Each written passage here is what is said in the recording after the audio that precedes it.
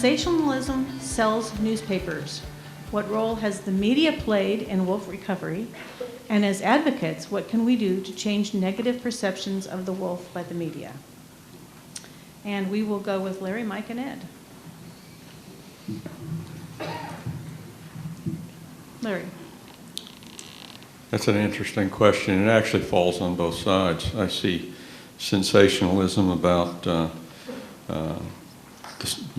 the states will destroy the wolf population if it's delisted.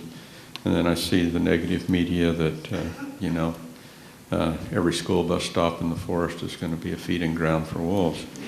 And, in point of fact, I think one of the greatest challenges facing this nation today is the collapse of the quality of our media in terms of their ethics in their responsibility to responsibly inform the public on both sides of this scale. And in a democracy, you can only blame ourselves if we have those kinds of situations erupt in our eyes.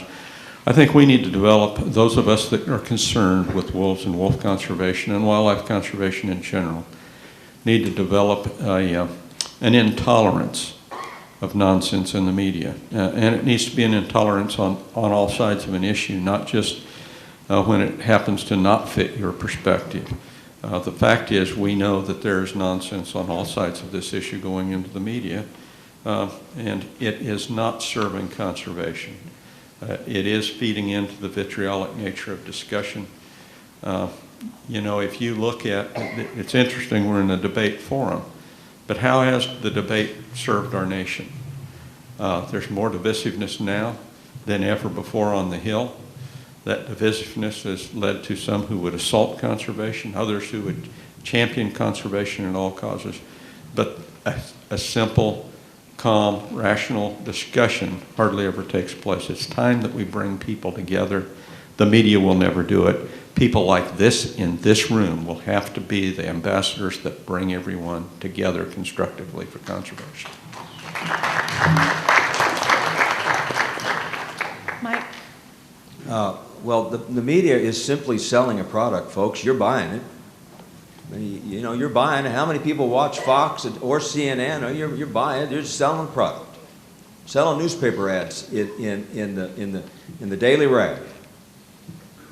So if you're going to criticize the media, that's good, but remind yourself to look in the mirror, because we all buy into it. Matter of fact, this debate was premised on the notion that presidential debates are entertaining. We thought, well, we might be entertaining. The media is useful in many regards. They draw attention to big issues for a lot of people. They made mistakes. Of course, they made people believe that wolves are a wilderness species. Nothing could be further from the truth. Wolves are one of maybe the greatest ecological generalists out there. They could make a living in Illinois right now if you left them alone and you allowed them to eat pigs and chickens and the occasional dog and knock over the occasional trash can. They do fine. Now, I'm not advocating for wolves in Illinois, but you get the point. They're not a wilderness species. The media did a good job creating them as a poster child for wilderness, and that was something of a mistake. The media's principal shortcoming on the wolf issue and other issues of even greater importance, like climate change, is they give equal footing to various positions, even though they're not on the same footing of facts. Just take climate change for an example. The media will have you believe there's two sides. It's real or it's not. And they give those two sides, it's real or it's not, equal footing. But when you look at the peer-reviewed literature, there's no doubt. It's real. There really is no debate about is it real or is it not. But that's what the media does. They think if you've got an opinion and then there's another opinion, both opinions need to be shared equally. Fair representation. Not all opinions are equal. Not all opinions are created on the same set of facts. And that's a tough distinction for the media to make. And Ed. Well, I think the thing about media is exactly what Mike said, is they're selling a product. The reason they have a lot of wolf articles, both pro and con and all that kind of stuff, is because people love to read about that stuff. One thing I do when I do talks is I ask people for the next week, I'm talking to a biased audience here, think about all the times you see the symbol of a wolf or hero about wolves in a town name, the name of a creek, a t-shirt, a rock album, Buffy the Vampire Slayer. Wolves are so deep in our culture, they're a huge symbol to us. And because of that, just like a flag or a cross or a sports team emblem, they rile people up, and we tend to get on either side of it. So the media just feeds our demand. If you wouldn't read about wolves, trust me, they would not write about it.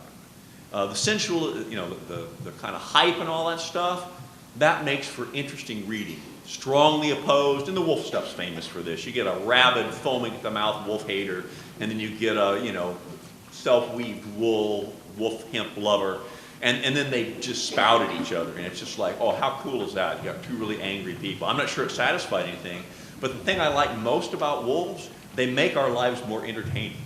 And I kind of think that's the thing about it, that makes them so interesting, and that's not going to go away because all of us and the American public feed that kind of stuff in terms of media and all that stuff. In terms of being educated, I've been trying to educate people for a long time that wolves are the spawn of Satan and they will ruin your life. They've certainly done that for me. And you people refuse to be educated. And I just, it's very frustrating for me, but by God, I'm going to keep trying. And so what we normally mean by education is I want someone else to know what I know so they'll have my values. And I think you need to look at yourself when you think you're going to educate someone else.